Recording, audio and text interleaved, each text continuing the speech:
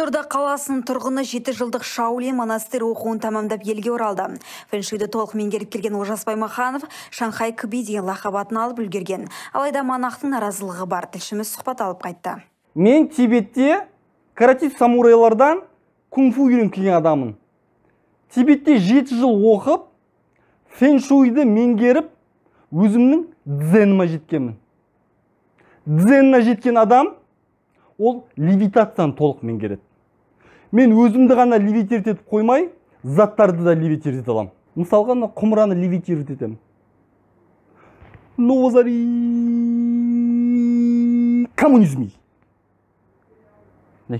Қызылорда бойынша левитация жасау менің ғана құқымда бар. Яғни кімде-кім левитация жасағысы келсе, мен рұқсат сұрау керек.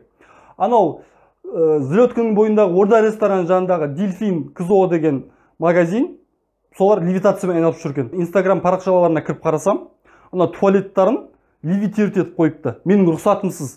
Мен соларды сотқа берейін деп тұрмын. Менің рұқсатымсыз туалеттерін ұшырып қойыпты солар. Өзінің дзеніне жеткен адамды жындандырып, нервы жеткізген үшін мен солармен доказательно соттасам.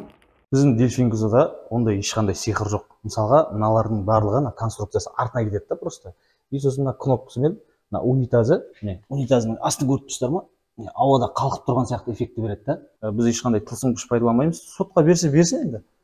Ұтып шығамыз деп ойлаймыз, оның ешқандай несі жоқ. Анастасия Бичпакетова, Нұрдос Харгосов, ПТК арнасы.